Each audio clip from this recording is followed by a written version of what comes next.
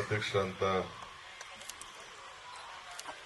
ಜಿಬಿಟಿ ಅಧ್ಯಕ್ಷರು ನಟರಾಜ್ ಚೋನಂದ್ ಅವರು, ಎಲ್ಲ ರೈತರ ಮುಖಂಡಗಳು,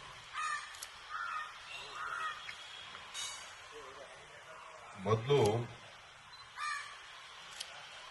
ನಾನು ರೈತರನ್ನ ಕೆಲವರು ನೀವು ಊರು ಪಕ್ಕ ಮಡಿಕೊಂಡಿದ್ದೀರಿ, ಬೆಂಗಳೂರು ಹತ್ರ ಇದ್ದೀರಿ, ನಾನು ಸ್ವಲ್ಪ ಇನ್ನೂ ದೂರ ಇರೋದು. ನಮ್ದು ಜಮೀನೆಲ್ಲ ಹೊಂಟೋಯ್ತದೆ ಮೇಕೆದಾಟಿಗೆ. ಮೇಕೆದಾಟು ಪ್ರಾಜೆಕ್ಟ್ ಆದ್ರೆ ನಮ್ದು ಒಂದು 100 ಎಕರೆ ಹೋಗ್ತದೆ. ನಾನೇನು ಇಲ್ಲ ಅಂತ ಹೇಳ್ತಾ ಇಲ್ಲ. ಯಾರು ಅಕ್ವಿಷನ್ ಆಗ್ಬೇಕು ಅಂತ ಯಾರಿಗೂ ಇಷ್ಟಪಡುದಿಲ್ಲ. ಯಾವ ರೈತರು ಆಸ್ತಿ ಕಳ್ಕೊಳ್ಳೋಕೆ ಯಾರಿಗೂ ಇಷ್ಟ ಇಲ್ಲ. ಪೂರ್ವಜರು ಮತ್ತೊಂದೆಲ್ಲ ಮಾಡ್ಕೊಂಡು ಬಂದಿತ್ತು.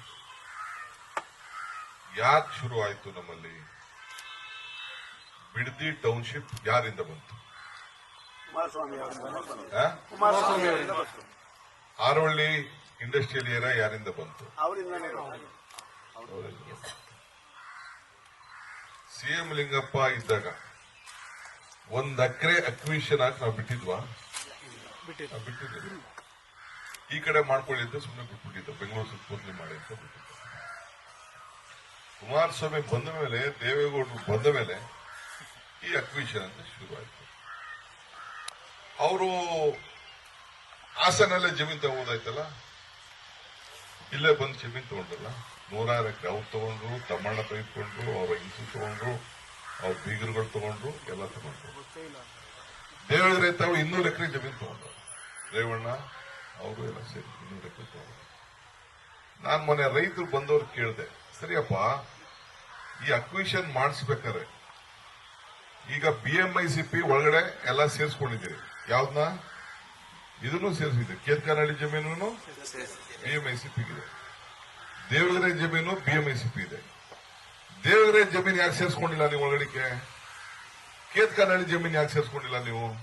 ಇದನ್ನ ನೀವು ಫಸ್ಟ್ ಕೇಳಬೇಕು ಅಂತ ಹೇಳಿ. ನಂಗೆ ರಾಜಕಾರಣ ಮಾತಾಡಬೇಕು ಅಂತ ಇಷ್ಟ ಇಲ್ಲ.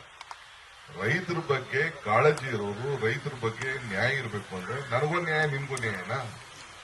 ಎಲ್ಲರಿಗೂ ಒಂದೇ ನ್ಯಾಯ, ಎಲ್ಲರಿಗೂ ಒಂದೇ ನ್ಯಾಯ.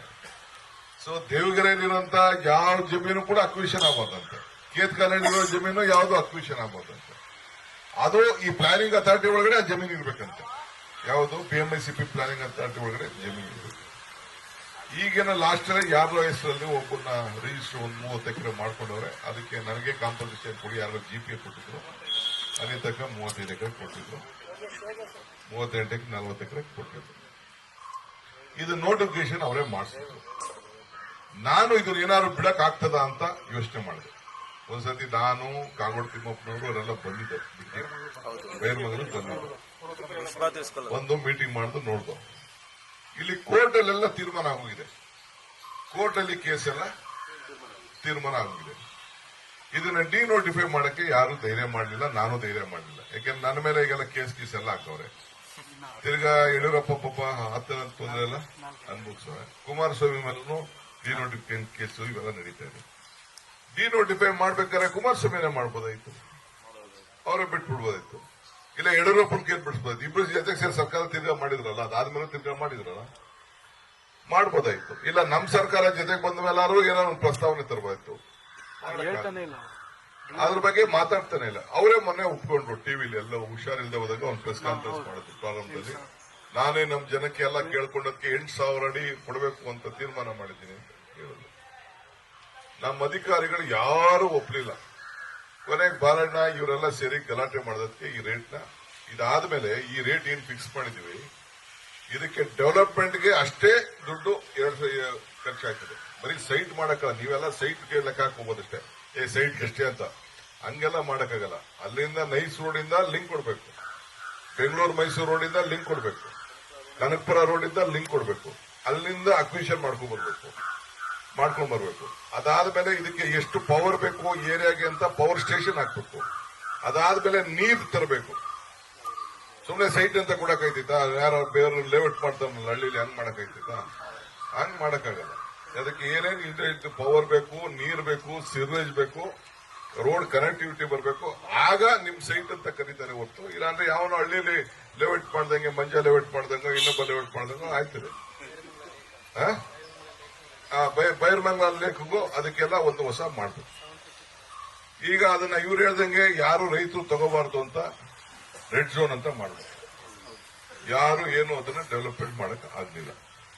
ಪಾಪ ಮೊನ್ನೆ ಅವರು ಬಂದಿದ್ರು, ಅವ್ರಿಗೆಲ್ಲ ಅರ್ಥ ಆಯ್ತು, ರೈತರೆಲ್ಲ ಯಾರು ನನ್ನ ಬಂದ್ರು ಅವ್ರಿಗೆಲ್ಲ ಅರ್ಥ ಆಯ್ತು. ಅವ್ರು ಕೇಳೋದ್ರ ತಪ್ಪೇನಿಲ್ಲ. ಕೆಲವು ರಾಜಕೀಯ ಇಲ್ಲಿ ಬೆಳೆಸ್ಕೊಂಡಿದ್ದಾರೆ, ಅವ್ರು ಬೆಳೆಸ್ಕೊಂಡು. ಈಗ ನಾನು ತಮ್ಗೆಲ್ಲ ಕೇಳೋದು ಇಷ್ಟೇ, ಇದು ಈ ಸ್ಟೇಜ್ಗೆ ಹಿಂದೆ ಸಿದ್ದರಾಮಯ್ಯನವ್ರ ಕಾಲದಲ್ಲೂ ನಡೀತು. ಸುರೇಶ್ನೇ ಚೇರ್ಮನ್ ಮಾಡ್ಕೊಂತ ಹೇಳಿದ್ರು, ಬಾಲಕೃಷ್ಣ ಗೊತ್ತಿದೆ ಅದು. ಅವ್ರು ಕೇಳಿದ್ರು ಸುರೇಶೇ ಚೇರ್ಮನ್ ಆಗಲಿ ಇದಕ್ಕೆ ಅಂತ ಜಾರ್ಜ್ ಕೇಳಿದ್ರು. ಅಂದ್ರೆ ಈ ರೈತರನ್ನೆಲ್ಲ ಬಗೆಹರಿಸ ನಾನ್ ಬೇಡಪ್ಪ ಅಂತಂದೆ, ಬೇಕಾದ್ರೆ ಮಂಜೂರ್ ಮಾಡೋಣ ಅಂತ ಅಂದೆ. ಇದೇ ಮಂಜೂರ್ ಚೇರ್ಮನ್ ಮಾಡೋಣ ಅಂತ ಹೇಳಿದೆ ನನಗೆ. ಆಗ ನಮ್ಮ ಪಾರ್ಟಿಲಿ ಇದ್ದ ಒಂದು ಮಂಜ. ಆಮೇಲೆ ಅವ್ರು ಒಪ್ಲಿಲ್ಲ. ಅದ್ ಯಾಕೆ ಒಪ್ಲಿಲ್ಲ ಗೊತ್ತಿಲ್ಲ ಅದಕ್ಕೆ. ಇಲ್ಲ ಇವ್ನು ಬೇಡ, ಇವನಲ್ಲಿ ಲೋಕಲ್ ಏಜೆಂಟ್, ಇವನು ಜಮೀನ್ಗೆ ವ್ಯವಹಾರ ಮಾಡ್ತಾ ಇದ್ದಾನೆ, ರೈತರಿಗೆ ನ್ಯಾಯ ಬರೋಕ್ಕಾಗಲ್ಲ ಅಂತ ಜಾರ್ಜ್ ಒಪ್ಲಿಲ್ಲ. ಅವನು ರಿಯಲ್ ಎಸ್ಟೇಟ್ ಅಲ್ಲ, ಅವನೇ. ನಿಮ್ ಸುರೇಶ್ ಏನ್ ರಿಯಲ್ ಎಸ್ಟೇಟ್ ಇಲ್ಲ, ಅವ್ರು MP ಇರ್ತಾರೆ, ಅದು ಗೌರವ ಇರ್ತದೆ. ಇವನ್ ಬೇಡ, ಇವನ್ ಆಲೆ ಸೈಟ್ ತಗೊಂಡು ಮಾಡೋದು ತಿರ್ಗಾ ರೈತರದ್ದು ಸ್ಕ್ಯಾಂಡಲ್ ತರ ಆಗೋಗ್ತದೆ ಅಂತೇಳಿ ಅದಕ್ಕೆ ಅವರು ಒಪ್ಲಿಲ್ಲ. ಆಮೇಲೆ ಕೊನೆಗೆ ಸುಮ್ಮನೆ ಯಾಕೆ ಒಳಗಡೆ ಆಗ್ತದೆ ಅಂತಂದ್ರೆ ಮೆಂಬರ್ ಅಂತ ಮಡಗಿದೀನಿ ಅಂತಂದ್ರೆ ಸ್ವಲ್ಪ ಗೌರವಕ್ಕಿರ್ಲಿ, ನಾಳೆ ಬೆಳಿಗ್ಗೆ ಮೀಟಿಂಗ್ ಅಲ್ಲಿ ಕೂತ್ಕೊಳ್ಳಕ್ಕೆ ಮಾಡಕ್ಕೆ ಇವನು ಯಾರು ಬಂದು ಕೂತ್ಕೊಂಡ ಅದಂತ ಅಂದ್ಬಿಟ್ಟು ಸುಮ್ಮನೆ ಮೆಂಬರ್ ಸೇರಿಸಿದ್ವಿ. ಈಗ ಏನೇ ತೀರ್ಮಾನ ಮಾಡೋದು ಇವರೆಲ್ಲ ಚರ್ಚೆ ಮಾಡಿ ತೀರ್ಮಾನ ಮಾಡಿದ್ವಿ. ಈ ರಾಮನಗರ ಜಿಲ್ಲೆಯಿಂದ ಫಸ್ಟ್ ನೀವೆಲ್ಲ ರಾಮನಗರ ತರ ಕಲಿತಿರ್ತಾನೆ, ನಿಮ್ಗೆ ಚನ್ನಪಟ್ಟಣ ನಂಟ್ರವ್ರು ಇರ್ತಾನೆ, ಕನಕಪುರ ನಂಟ್ರವ್ರು ಇರ್ತಾನೆ, ಮಾಗಡಿಲ್ ನಂಟ್ರವ್ರು ಇರ್ತಾನೆ. ರಾಮನಗರ ಜಿಲ್ಲೆಯಿಂದ ದಕ್ಷಿಣ ಜಿಲ್ಲೆ ಅಂತ ಮಾಡಿದ ತಕ್ಷಣ ನಿಮ್ಮ ಆಸ್ತಿ ಬೆಲೆ ಎಷ್ಟಾಯ್ತು ಅಂತ ಲೆಕ್ಕ. ನಾವೇನು ರಾಮನಗರ ಹೆಡ್ ಕ್ವಾರ್ಟರ್ಸ್ ಅಲ್ಲೇ ಇರ್ತದೆ ಹೆಸರಿಗೆ. ಮೊದಲು ನಾವೆಲ್ಲ ಬೆಂಗಳೂರು, ಈಗ ನಾನು ಜಿಲ್ಲಾ ಪಂಚಾಯತಿ ಮೆಂಬರು, ಬೆಂಗಳೂರು ಗ್ರಾಮಾಂತರ ಜಿಲ್ಲಾ ಪಂಚಾಯತಿ ಮೆಂಬರು. ನಮ್ದು ಬೆಂಗಳೂರು ಜಿಲ್ಲೆನೇ ನಮ್ ಲೆಕ್ಕ. ನಮ್ಮ ಇದು ಮೇಕೆದಾಟು ಗಂಟ, ಈ ಕಡೆ ಚನ್ನಪಟ್ಟಣ ಬಾರ್ಡರ್, ಮದ್ದೂರು ಬಾರ್ಡರ್ ಗಂಟ, ಈ ಕಡೆ ಇದು ಹುಲಿಯೂರು ಗಂಟ, ನಾವೆಲ್ಲ ಬೆಂಗಳೂರು ಜಿಲ್ಲೆಯವರೇ. ತಮಿಳುನಾಡು ಬಾರ್ಡರ್ ಗಂಟ ನಾವೆಲ್ಲ ಬೆಂಗಳೂರು ಜಿಲ್ಲೆಯವರೇ. ಅದನ್ನ ಏನೋ ಭಾಗ ಮಾಡಿ ಮಾಡಾಯ್ತು. ಈಗ ಕನಕಪುರ ಕ್ಷೇತ್ರ ಇತ್ತು, ನಾನು ಬಡದಾಡ್ಬೋದಾಯ್ತಲ್ಲ. ಕನಕಪುರ ಕ್ಷೇತ್ರ ಅಂದಾಗ ನಾನು ಮೆಂಬರ್ ಇದ್ದಾಗ ನಾನು ಬೇಡ ಇದ್ದೀನಿ, ಕನಕಪುರ ಕ್ಷೇತ್ರ ತೆಗೀರಿ, ಅದನ್ನ ಬೆಂಗಳೂರು ಗ್ರಾಮಾಂತರ ಅಂತ ನಾವು ಮಾಡ್ತೀವಿ. ಅದಕ್ಕೊಂದು ಗೌರವ ತಾನೆ, ಬೆಂಗಳೂರು ಗ್ರಾಮಾಂತರ ಅಂತ ಬೆಂಗಳೂರು ಬ್ರ್ಯಾಂಡ್ ಅಂತ ಮಾಡ್ತೀವಿ. ಈಗ ಅದಕ್ಕೆ ಆಗ್ಬಾರ್ದು ಅಂತ ಅಂದ್ಬಿಟ್ಟು ಎಲ್ಲ ಏನೇನೋ ತಗರಾಲೆಲ್ಲ ಹಾಕಿದ್ರು. ನಾನು ಅದಕ್ಕೆಲ್ಲ ಜಗ್ಗಕ್ಕೆ ಹೋಗ್ಲಿಲ್ಲ. ನಾನು ನೀವು ಮಾಡಿದ ದಿನ ಭಾರಿ ಜನ ಸಂತೋಷ ಆಯ್ತು, ಬೆಂಗಳೂರು ಅಂತ ಆಯ್ತು. ಈಗ ನಾವೆಲ್ಲ ಬೆಂಗಳೂರು ಜಿಲ್ಲೆಯವರು. ನಿನ್ನೆ ಪರಮೇಶ್ವರ್ ಹೇಳ್ತಿದ್ರು, ನಮ್ಮ ಡಾಕ್ಟರ್ ಪರಮೇಶ್ವರ್, ಯಾರು ಮಾಡಿ ತುಮಕೂರು ಸೇರಿಸ್ಬಿಡ, ತುಮಕೂರಲ್ಲಿ ಇದು ಕುಮಾರಸ್ವಾಮಿಗೆ ಅರ್ಥ ಅವ್ರಿಗೆ ಯಾಕೆ ಅರ್ಥ ಆಗಲ್ಲ, ಎಲ್ಲ ಅರ್ಥ ಆಗ್ತದೆ. ಅಲ್ಲಿಂದ ಬಂದು ಇದು ಜಮೀನ್ ತಗೊಳ್ಳೋರು ಕುಮಾರಸ್ವಾಮಿ ಅವ್ರಿಗೆ ಹೇಳ್ತಾ ಇರೋದು, ಕುಮಾರಸ್ವಾಮಿಗೆ ರಾಮನಗರ ದಕ್ಷಿಣ ಮಾಡಿದ್ರಲ್ಲ ವ್ಯಾಲ್ಯೂ ಈಗ ಗೊತ್ತಾಯ್ತಾ ಇದೆ ಅಂತ ಹೇಳಿದ್ ನಾನು. ಅರ್ಥ ಆಯ್ತಾ? ಈಗ ಅವ್ರು ಕೇಳ್ತಾವ್ರೆ, ಎಲ್ಲಿ ಮಾಗಡಿಯವರು, ಮಾಗಡಿಯವರು ತುಮಕೂರವರು 70 ಕಿಲೋಮೀಟರ್, 72 ಕಿಲೋಮೀಟರ್. ಅಲ್ಲಿಂದ ಸೇರ್ಸಿದ್ಮೇಲೆ ತಿರ್ಗಾ ಪಾವಗಡ ಗಂಟೆ ಬೆಂಗಳೂರು ಅಂತ ಕೇಳ್ತಾರೆ. ಇರ್ಲಿ, ಅವ್ರು ಕೇಳೋದ್ ತಪ್ಪೇನಿಲ್ಲ. ಅಂದ್ರೆ ಅವ್ರಿಗೆ ನಮ್ಮ ಬೆಲೆ ಏನು ಅಂತ ಅವ್ರಿಗೆ ಅರ್ಥ ಆಗಿದೆ. ನಮ್ಮ ಮೌಲ್ಯ, ನಮ್ಮ ತೀರ್ಮಾನ, ನಮ್ಮ ವಿಚಾರಧಾರೆಗಳು ಏನು ಅಂತ ತೀರ್ಮಾನ ಆಗಿದೆ. ಮೆಡಿಕಲ್ ಕಾಲೇಜ್ ಅಂತ ಮಾಡಿಸುದು, ಏನಾರು ಅದಕ್ಕೊಂದು ಜೀವ ಬಂತ. ಮಧ್ಯ ಅವನು ನಮ್ಮ ಒಬ್ಬ ಜಿಲ್ಲಾ ಪಂಚಾಯತ್ ನಮ್ಮ ನಂಟ ರಾಮಯ್ಯ ಅಲ್ಲ, ಅವ್ರ ಜಮೀನ್ ಮಾತ್ರ ಬಿಟ್ಬಿಟ್ರು. ಅವ್ರ ಜಮೀನ್ ಮಾತ್ರ ಮಧ್ಯ ಬಿಟ್ಬಿಟ್ಟವ್ರೆ, ಬೇರೆ ಜಮೀನೆಲ್ಲ ಅಕ್ವೈರ್ ಮಾಡವ್ರೆ. ಅದನ್ನ ಹಂಗೆ ಬಿಟ್ಬಿಟ್ರು. ಈಗ ನಾನು ಅದಕ್ಕೆ ಏನೋ ಒಂದು ಜೀವ ಕೊಡ್ಬೇಕು, ಒಂದು ಮೆಡಿಕಲ್ ಕಾಲೇಜ್ ಆಗಲಿ ಅಂತ ಮಾಡಿ ಅಲ್ಲೊಂದು ಮೆಡಿಕಲ್ ಕಾಲೇಜ್ ಬಂತು. ಈ ಕನಕಪುರದಲ್ಲಿ ಮಾಡಿಸಿದೀನಿ. ದಯಾನಂದ ಸಾಗರ್ ಕಾಲೇಜ್ ಒಂದು ಬಂತು, ನಿಮ್ ರಾಮನಗರ ಕ್ಷೇತ್ರ ದಯಾನಂದ ಸಾಗರ್ ಕಾಲೇಜ್ ಬಂತು. ಚನ್ನಪಟ್ಟಣದಲ್ಲಿ ಒಂದು ಕಾಲೇಜ್ ಪರ್ಮಿಷನ್ ಕೊಟ್ಟಿದ್ದೀವಿ. ಚಾಮುಂಡೇಶ್ವರಿ 4 ತಾಲೂಕಿಗೆ 4 ಮೆಡಿಕಲ್ ಕಾಲೇಜ್ ಮಾಡ್ತೀವಿ. ಯಾಕೆ ಅಂತಂದ್ರೆ ಎಲ್ಲ ಬೆಂಗಳೂರು ಏನಾಗ್ತದೆ, ಈ ಡ್ರೈವರ್ಗಳೆಲ್ಲ ದುಡ್ಡು ಕೊಟ್ಬಿಟ್ಟು ಈ ಹಾಸ್ಪಿಟಲ್ ಅವರು ಒಂದು 10,000, 2,000, 5,000 ಕೊಟ್ಬಿಟ್ಟು ಯಾವ ಪೇಷಂಟ್ಸ್ ಹತ್ರ ಅವ್ರ ಹಾಸ್ಪಿಟಲ್ಗೆ ಕರ್ಕೊಂಡು ಬಂದಾರೆ. ಕಲೆಕ್ಷನ್ ಆಕ್ಸಿಡೆಂಟ್ ಆಗಲಿ, ಹುಷಾರ್ ಕೆಟ್ಲಿ, ಇದೇ ಕೇಸ್. ಯಾವ ಹೋಟ್ಲಿಗೆ ಹೋಗ್ಬೇಕು ಅಲ್ಲೇ ನಿಲ್ತಾರಲ್ಲ. ಹಂಗೆ ನಾವು ಮಾಡೋದು.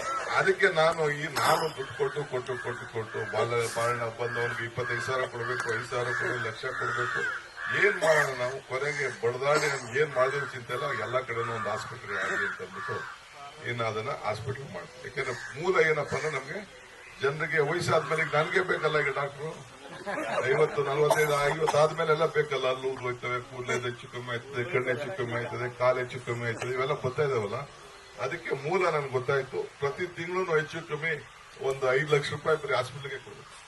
ಅಂದ್ರೆ ಪೇಷಂಟ್ಗಳು ಪಾಪ ಏನ್ ಮಾಡ್ತೀರಿ ಪಾಪ ಬಡತನದಲ್ಲಿ ನಾವು ಮನೆಗೆ ಬಂದವರು, ಮನೆಗೆ ಉಳ್ಕೊಂಡು ಬಂದವರು ಕೊಡ್ಲೇಬೇಕಲ್ಲ. ಹಿಂಗಿದೆ ಸೇರಿಸ್ಬಿಟ್ಟಿದೀವಿ, ಹಾಸ್ಪಿಟಲ್ ಬಿಲ್ ಕಟ್ಟಬೇಕು, ಔಷಧಿಗಿಲ್ಲ ಅಂತ ಏನೋ ಹೇಳ್ತಾರೆ. ಈ ತರ ಏನಾದ್ರು ಯಾವಾಗಾರು ಯೋಚನೆ ಮಾಡಿದ್ರ ಯಾರು? ನಾವು ಇದನ್ನ ಬಹಳ ದೂರದ ಆಲೋಚನೆ ಇಟ್ಕೊಂಡು ಈಗ ನಿಮ್ ರಾಮನಗರದಲ್ಲೇ ಆಗ್ಲಿ ಹಾಸ್ಪಿಟಲ್ ನಾನು ಆ PWD ಜಾಗನ ತೆಗೆಸಿಸಿ ಫುಲ್ ಶಿಫ್ಟ್ ಮಾಡಿಸ್ಬಿಟ್ಟು ಆ ಹಾಸ್ಪಿಟಲ್ನ ಗವರ್ಮೆಂಟ್ ಹಾಸ್ಪಿಟಲ್, ಜಿಲ್ಲಾಸ್ಪಿಟಲ್ ಅದ್ರ ಒಳಗಡೆ ಇತ್ತು. ಯಾರು ಹೋಗಕ್ ಆಗ್ತಿರ್ಲಿಲ್ಲ, ನಮ್ಮವ್ರು ಯಾರು ಹೋಗಕ್ ಆಗ್ತಿರ್ಲಿಲ್ಲ. ಸಾವಿರಾರು ಜನ ಇರ್ತಾರೆ ಸರ್. ಮೈನ್ ರೋಡ್ ಅಲ್ಲಿ ದಿನ ಸಾವಿರಾರು ಜನ ನಮ್ಮ ರಾಜು ಹೇಳ್ತಾ ಇದ್ರು, ಸಾವಿರಾರು ಜನ ಬರ್ತಿದ್ದಾರೆ ಅಂತ ಅಂದ್ಬಿಟ್ಟು. ಸೊ ಆ ತರ ನಾವು ಮಾಡ್ಕೊಂಡು ಬಂದಿದ್ದೀವಿ. Hello hello hello hello charge ಹಾಕ್ಬೇಕಲ್ಲ, ಹಾಕ್ಬಿಡಿ.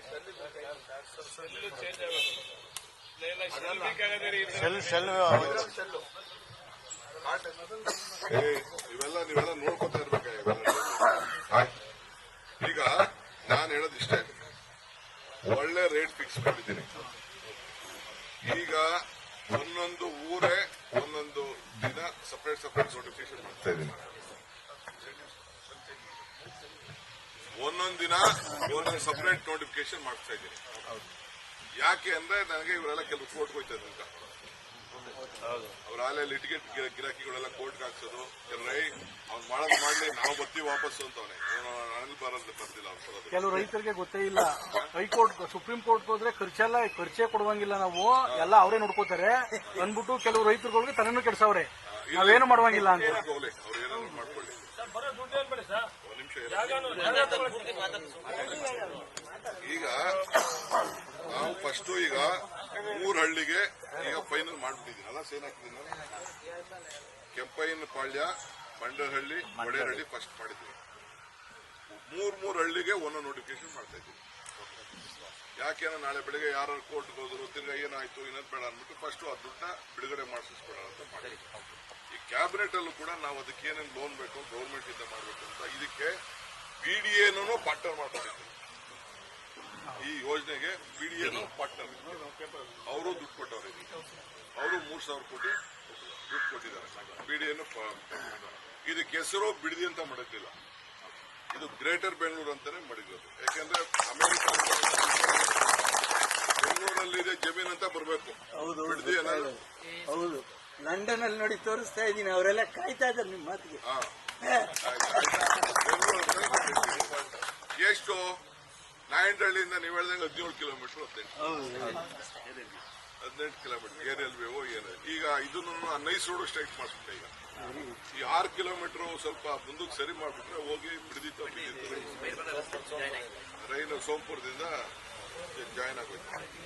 ಅದು ಎಲ್ಲ ನಾನು ಅದನ್ನು ಏನ್ ಮಾಡಿದ್ರು ನೈಸುನು ನಿಲ್ಸಕ್ಕಾಗಲ್ಲ. ಸುಪ್ರೀಂ ಕೋರ್ಟ್ ಅಲ್ಲಿ ಹೇಳ್ಬಿಟ್ಟವ್ರೆ ಈ ಪ್ರಾಜೆಕ್ಟ್ ಆಗ್ಲೇಬೇಕು. ಅದು ಬಿಡದಿ ಏನು ಅಲ್ಲಿ ಅಕ್ವಿಷನ್ ಆಗಿದೆ, ಅದಕ್ಕೂ ಕೂಡ ರೈತರಿಗೆ ಏನ್ ಬೇಕು ಅದಕ್ಕೂ ರೈತರಿಗೆ 1-2 ಕೊಡ್ಲೇಬೇಕಾಗ್ತದೆ. ಅವ್ರು ಏನ್ ಬೇಕಾದ್ರೂ ಮಾಡ್ಕೊಳ್ಳಿ. ಅದು ತಾನೆ ಇದು ನಾವು ಏನು ರೇಟ್ ಫಿಕ್ಸ್ ಮಾಡಿದ್ವಿ 2 ಕೋಟಿ ಚಿಲ್ಲರೆ ಏನ್ ಮಾಡಿದ್ವಿ ಅದ್ರ ಏನ್ ಲೆಕ್ಕಾಚಾರ ಇದೆ ಆ ಪ್ರಕಾರ ಮರಕ್ಕೆ ಏನ್ ಕೊಡಬೇಕು, ತಿಂಗಳಿಗೆ ಏನ್ ಕೊಡಬೇಕು, ಇದು ಕೊಡಕ್ಕೆ ಶುರು ದುಡ್ಡು ಇದೆ, ನಮ್ಮ ದುಡ್ಡು ಇದೆ, ಬ್ಯಾಂಕಿಂದನೂ ಕೊಟ್ಟಿದ್ದೇವೆ. 10,000 ಕೋಟಿ 12,000 ಕೋಟಿ ರೂಪಾಯಿ ಉಡ್ಕೋಯಿಂದನೂ ಕೊಟ್ಟಿದ್ದಾರೆ. ಬೋರ್ಡ್ ಅಪ್ರೂವ್ ಕೊಟ್ಟಿದ್ದಾರೆ. ನಮ್ಮ ಹತ್ರ ನಮ್ಮಿರೋ ದುಡ್ಡನ್ನ ಈಗ ಫಸ್ಟ್ ಕೊಡು ಅಂತ ಹೇಳಿದ್ದೀನಿ. ಮಧ್ಯ ನಾವು ಯಾವ್ದೋ ಬೇರೆದು ಒಂದೂವರೆ ಸಾವಿರ ಕೋಟಿ ತಗೊಂಡಿದ್ದೋ, ಬೇರೆ ನಮ್ಮ ಕನಕಪುರದ್ದು, ರಾಮನಗರದ್ದು, ನಾಲ್ಕೈದು ಇವೆಲ್ಲ ತಗೊಂಡಿದ್ದಾರೆ. ಕೃಷ್ಣ ಬೈರೇಗೌಡರು ಅವರೆಲ್ಲ ಬೇಡ, ನಮ್ಮ ಜಮೀನು ನಮ್ಮ ದುಡ್ಡು ನಮ್ಗೆ ಆಯ್ತಪ್ಪ ನೀವು ಬಡಿಪ ಅಂತ ಬಿಟ್ಬಿಟ್ಟು ಈಗ ಕಂಪ್ಲೀಟ್ ಈಗ ನಿಮ್ಗೆ ಇನ್ನೊಂದು ಬಹಳ ತಲೆಯಲ್ಲಿ ಇಟ್ಕೊಂಡಿರಿ, ಆದಷ್ಟು ಜಮೀನ ಉಳಿಸ್ಕೊಳ್ತೀವಿ. ಶೇರಿಂಗ್ ಯಾರು ಹೋಯ್ತಿರಲ್ಲ, ಯಾರು ಬಡವರು ಕಷ್ಟ ಸುಖಕ್ಕೆ ಎಷ್ಟು ಬೇಕೋ ನೀವ್ ಏನ್ ಬೇಕಾದ್ರೂ ಸಾಲ ಗಿಲ ಮಾಡ್ಕೊಂಡು ಅಡ್ಜಸ್ಟ್ ಮಾಡ್ಕೊಳ್ಳಿ. ಜಮೀನು ಉಳಿಸ್ಕೊಳ್ಳೋಕೆ. ಈಗ ಕೊನೆಗೆ ಒಂದು ತೀರ್ಮಾನ ಮಾಡಿದ್ದೀನಿ ನಾನು, ನಿಮ್ಗೆ ಯಾರಿಗೂ ಅದು ಗೊತ್ತಿಲ್ಲ. ಏನ್ ಮಾಡಿದ್ದೀನಿ ಅಂತ ಅಂದ್ರೆ, ಕೊನೆಗೆ ನೀವು ಒಂದೇ ಜಾಗದಲ್ಲಿ ನಿಮ್ಗೆ ಕೊಡಬೇಕು ಅಂತ ತೀರ್ಮಾನ ಮಾಡಿ. ಈ ಸಣ್ಣ ಬಿಟ್ಬಿಟ್ಟು ಒಬ್ಬರಿಗೆ ಈಗ 1 ಎಕರೆ ಹೋಯ್ತು ಅಂತಂದ್ರೆ ನಾವು 9,000 ಬರ್ತದೋ 9,600 ಬರ್ತದೋ ಏನ್ ನಾವು ಕ್ಯಾಲ್ಕುಲೇಟ್ ಮಾಡಿ ಲೆಕ್ಕ ಹಾಕ್ತೀವಲ್ಲ, ಆ ಪ್ರಕಾರ ಒಂದೊಂದು ಏರಿಯಾನೇ ಕೊಡಬೇಕು ಅಂತ ಮಾಡಿ, ಒಂದೊಂದೇ ಬ್ಲಾಕ್. ಆಗ ನೀವು ಯಾರಿಗಾರು ಜಾಯಿಂಟ್ ವೆಂಚರ್ ಕೊಟ್ರಿ ನಿಮ್ಮ ಆಸ್ತಿಗಳನ್ನ ಅಂತಂದ್ರೆ ಅದಕ್ಕೆ 0.6 ಟೈಮು FIR ನ TDR ನ ಆಡ್ ಮಾಡಕ್ಕೆ ನಿಮ್ಗೆ ಅವಕಾಶ ಮಾಡ್ತೀವಿ. Premium FIR. ಆಗ ಅವನು ಯಾವುದೇ ತಗೊಂಡವನು ನಿಮ್ಗೆ ಎಕರೆಗೆ ಇನ್ನ 1-2 ಕೋಟಿ ರೂಪಾಯಿ ಎಕ್ಸ್ಟ್ರಾ ಬರ್ತದೆ. ಅವನೇ ಬಂಡವಾಳ ಹಾಕೋತಾನೆ, ಅವನಾರು ಬಟ್ಟವನು ದೊಡ್ಡ ಬಿಲ್ಡಿಂಗ್ ಬಂದ್ಬಿಡ್ತವೆ, ಅವನೇ ಬರ್ತಾನೆ. ಆದಷ್ಟು ನೀವು ಜಮೀನ ಮಾರಬಾರ್ದು. ಮನೆಗೆ ಸ್ವಲ್ಪ ಕೂತ್ಕೊಳ್ಳೆ ನೀವು.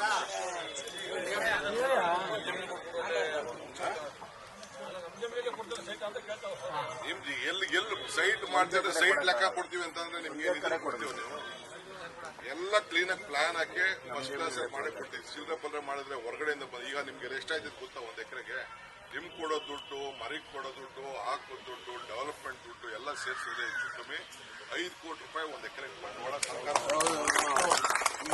ಸರ್ಕಾರಕ್ಕೆ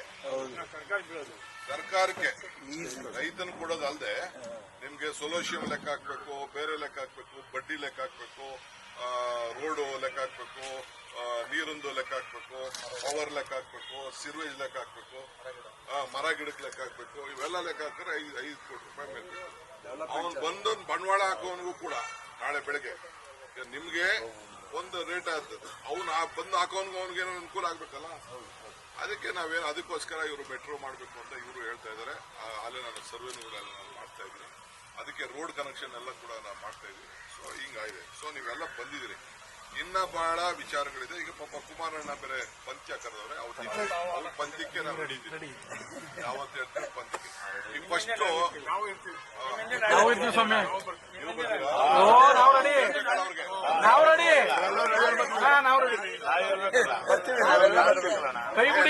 ಸಾಕಣೆ ಕುಮಾರಣ್ಣ ಹೇಳ್ತವ್ರೆ ಏನ್ ಹೇಳ್ತವ್ರೆ ಅಂದ್ರೆ ಅಕ್ವರೇಷನ್ ಕ್ಯಾನ್ಸಲ್ ಮಾಡಿ ಅಂತವ್ರೆ, ಸ್ಟಾಪ್ ಮಾಡಿ ಅಂತವ್ರೆ. ಯಾವ ರೀತಿ ಮಾಡೋದು ಅಂತ ಹೇಳ್ತಿಲ್ಲ, ಜನಗಳಿಗೆ ಅರ್ಥ ಆಯ್ತಿಲ್ಲ. ಡಿನೋಟಿಫಿಕೇಶನ್ ಮಾಡಕ್ ಅವ್ರು 2 ಸತಿ ಮುಖ್ಯಮಂತ್ರಿ ಸಾಧ್ಯ ಆಗ್ಲಿಲ್ಲ, ಈಗ ಮಾಡಕ್ಕಾಗುತ್ತಾ? ಅದ್ರ ಮೇಲೆ ಒಪ್ಪತ್ತಾ ಇಲ್ಲ ಜನಗಳು. ಹೌದು, ಅದ್ರಲ್ಲೇನು ಈಗ ಹೆಂಗೆ ಸ್ಟಾಪ್ ಮಾಡೋದು ಅಂತ ಒಬ್ರು ಹೇಳ್ತಿಲ್ಲ. ಕೈ ಬಿಡಿ ಹೆಂಗ್ ಕೈ ಬಿಡಕ್ಕಾಯ್ತದೆ? ಆಗುದಿಲ್ಲ. ಅವರೇ ಕೇಸ್ ಪಡೆದಾಡ್ತಾರೆ. ಹೌದು, ಮತ್ತೆ ಅವರೇ ಕೇಸು ಎಲ್ಲ ನಂಟ್ರು ಗಿಂಟ್ರು ಮೇಲೆಲ್ಲ ಕೇಸ್ ಆಗಿದೆ. ಆಮೇಲೆ ಈ GBIT-ನ BWSP ವ್ಯಾಪ್ತಿಯಲ್ಲಿ ಸೇರಿಸಿದ್ರು. ಇಲ್ಲಿ ಯಾವ್ದು ಬರ್ತದೆ ಇದಕ್ಕೆ BWSP ನೀರು ಕೊಡಬೇಕು. ಹೋಗಿ ನಿಮ್ಮ ಇದ್ರ ನೀರು ಕೊಡೋಕ್ಕಾಗುದಿಲ್ಲ, ಋಷ್ಪಾವತಿ ನೀರು ಕೊಡೋಕ್ಕಾಗುದಿಲ್ಲ.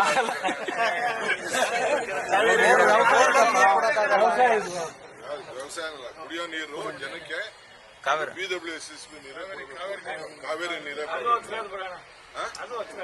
ಇದ್ರಲ್ಲಿ ಒಳ್ಳೆ ಕಥೆ ಇರ್ತದೆ. ಬೇರೆ ಕಡೆ ಕೊಡ್ತಾ ಇದ್ದಾರೆ, ಅಲ್ಲೆಲ್ಲ ಎಲ್ಲಿಂದ ಎತ್ತಿನೊಳೆಯಿಂದ ಅದಕ್ಕೆ BWSP ನೀರನ್ನ ಕೊಡಬೇಕು ಅಂತ ಮಾಡಿಲ್ಲ. ಸೊ ಹಂಗೆ ಈ ತರ ಎಲ್ಲ ಇದೆ. ಇನ್ನ ನಾನು ನಿಮ್ಗೆ ಮಾತಾಡ್ಕೊಂಡು ಹೋದ್ರೆ ನಮ್ಮ ಈಗ KD ಈಗ ರೆಡ್ ಝೋನ್ ಆಯ್ತು. ಈ DLFಗೆ ಹಾಗೆಷ್ಟು 70 ಲಕ್ಷ 60 ಲಕ್ಷ ಆಯ್ತು. ಇದಾದ್ಮೇಲೆ 1 ವರ್ಷದ ಹಿಂದೆ 1,000 ಎಕರೆ KDB ಕೊಟ್ಬಿಟ್ರಲ್ಲ, ಅವಾಗೆಲ್ಲ ಹೋಗಿದ್ರೆ ಒಮ್ಮೆ ಯಾಕೆ ಮಾತಾಡ್ಲಿಲ್ಲ? ಆಗ 1 ಕೋಟಿ 20 ಲಕ್ಷ ಡಿನೋಟಿಫಿಕೇಶನ್ ಮಾಡಿ ಅಂತ ನಾನೇ ಮಾಡೋದ್ ಕಂಡಿಡಿಯ. ಇನ್ಯಾರು ಬಂದರು? ನಾವು ಗಲಾಟೆ ಮಾಡ್ದು ಅಡ್ಡ ಹಾಕೊಂಡವ್ರನ್ನ ನಾನೇ ಮಾಡ್ಬೇಕು, ಯಾರು ಬಂದರು? ಇದೇ ರೈತರನ್ನ ಅಪೋಸಿಟ್ ಮಾಡ್ತಾರೆ ಅಂತ ಕೇಳಿದ್ರೆ, ಅವಾಗ ಹಳೆಸಂದ್ರ ಮಾಡಿದ್ರಲ್ಲ ಎಲ್ಲೋಗಿದ್ರಿ ಅಂತ ಕೇಳಿದ್ರೆ ನಮ್ಗೆ ಗೊತ್ತಿಲ್ಲ, ನಮ್ಗೆ ಬೇಕು ಇವಾಗ ನಮ್ ಜಮೀನ್ ಬೇಕು ಅಂತ ಹಂಗ್ ಮಾತಾಡ್ತಾರೆ. ಅವಶ್ಯಕತೆ ತಕ್ಕಂಗೆ